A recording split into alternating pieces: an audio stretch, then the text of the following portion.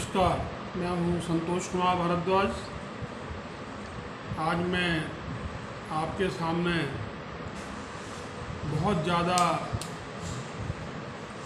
प्रचारित केजरीवाल के दिल्ली शिक्षा मॉडल का वर्णन कर रहा हूँ। आप भी कभी ना कभी छात्र रहे होंगे, आज पिता हैं, दादा हैं, तो आपके बच्चे भी स्कूल में पढ़ रहे होंगे। जिस प्रकार 2-2 पेज के करोड़ों रुपए के अखबारों में विज्ञापन देकर अखबारों को लगभग खरीद लिया गया है। रिश्वत है वैसे तो खुली हुई है, इस बारे में कहने कुछ नहीं, सब जानते हैं। तो मैं ये कह रहा हूँ कि केजरीवाल ने CBSE जैसे अंतर्राष्ट्रीय ख्याति प्राप्त बोर्ड को छोड़कर पहले तो दिल्ली शिक्षा बोर्ड की स्थापना करने की कोशिश की। महापुरुष इस प्रयास में असफल हो गए। अब जब कोरोना शुरू हुआ तो इन्होंने दिल्ली शिक्षा मॉडल का प्रचार करना शुरू किया। अरे भैया, स्कूल तो बंद थे, तो मॉडल कहाँ से बन गया तुम्हारा स्कूल का?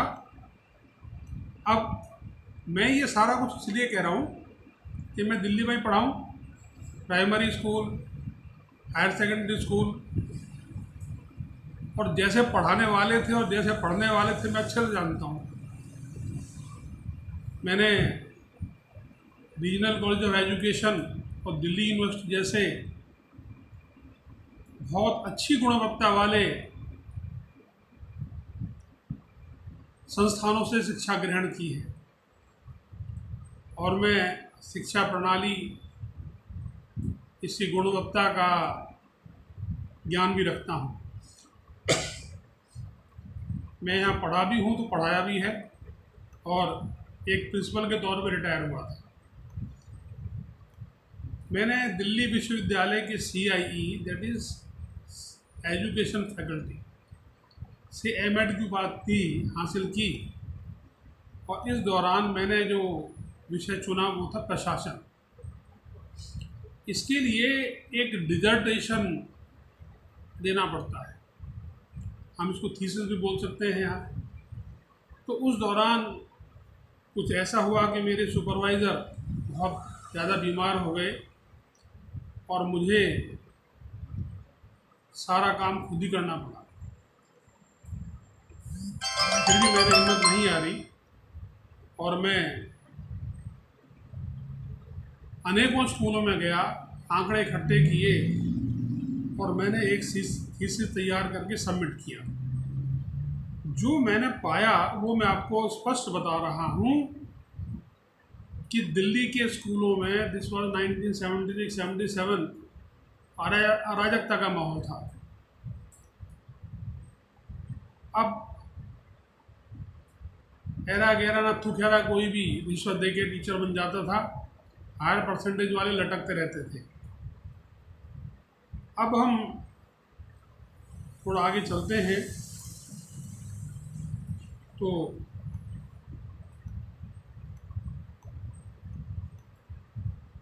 थोड़ा और बताऊं मैं आपको। मैं NDMC टीचर एसोसिएशन का सचिव रहा हूं, और गेस्टा दिल्ली गवर्नमेंट टीचर एसोसिएशन जो है उससे लगातार संबंधित रहा। मेरे मित्र भी इन दोनों संस्थाओं में हैं, पहले भी थे, आज भी हैं।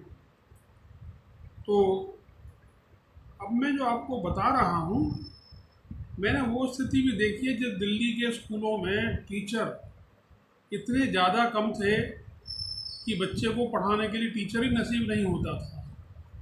बच्चा क्या करेगा, स्कूल से भाग जाएगा, और यही होता था।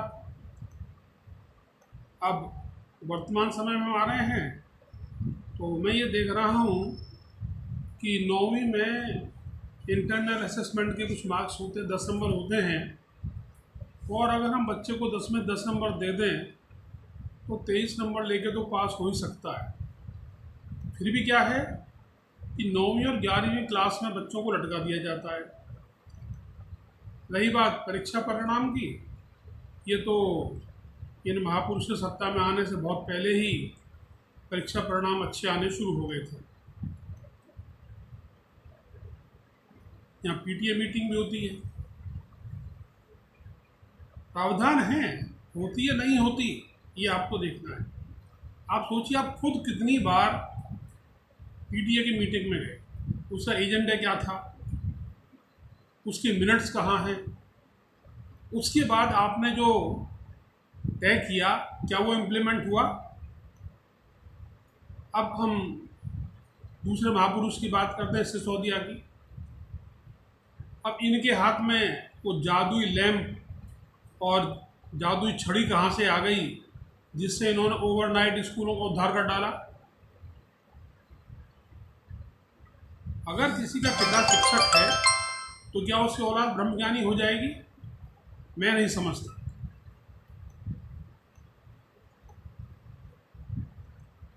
हम कह सकते हैं थोथा चना बाजे घना।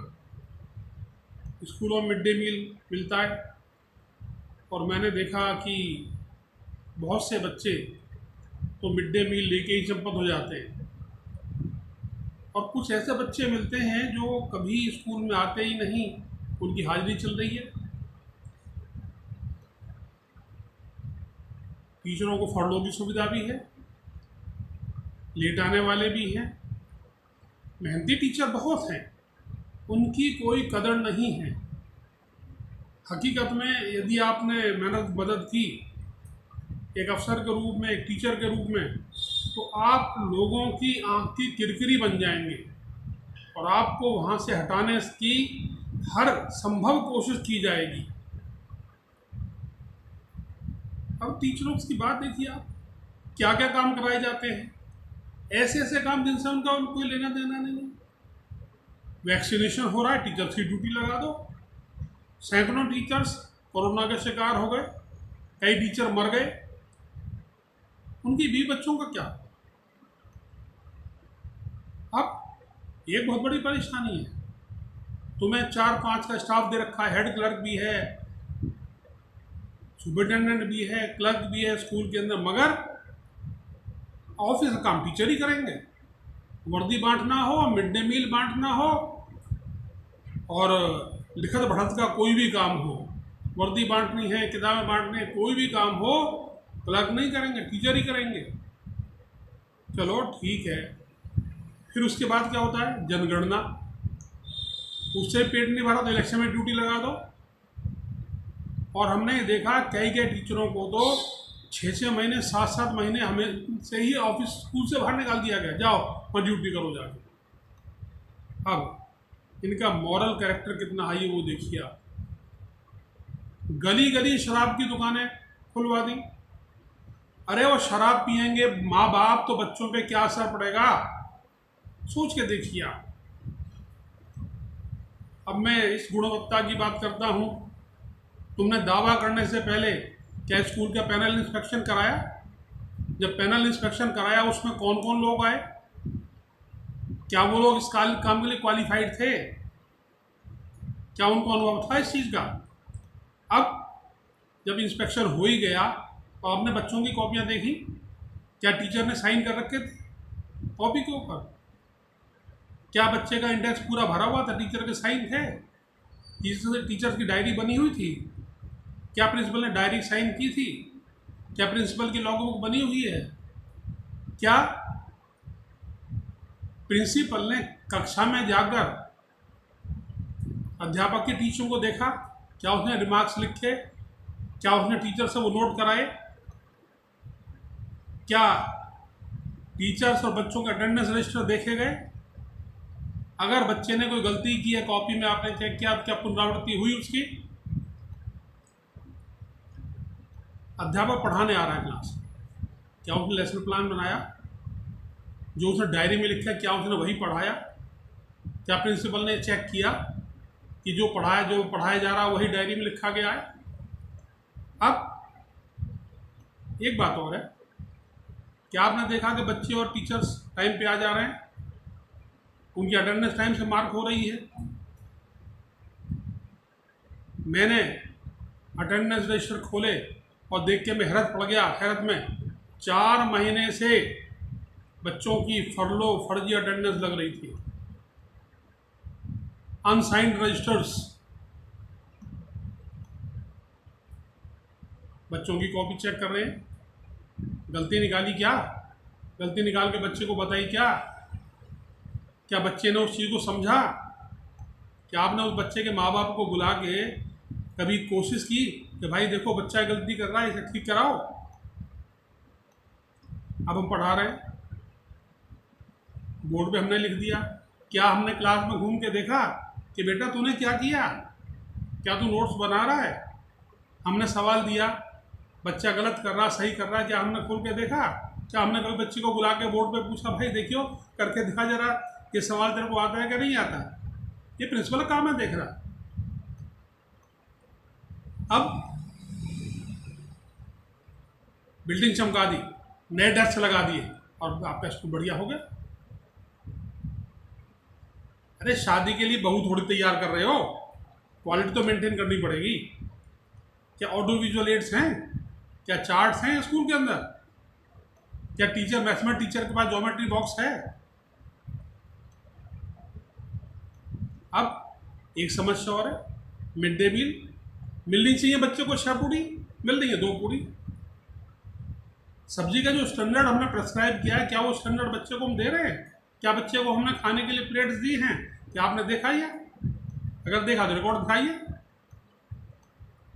अब मैं आपको क्या बताऊं, ऐसा महापुरुष है, कोर्ट में जाके 48 बार तो फटकार खा चुका है झूठ बोलने पे। किस वक्त क्या उल्टा सीधा बयान दे तो कोई पता नहीं है। आप जानते ही हैं दिल्ली का क्या बुरा हाल किया।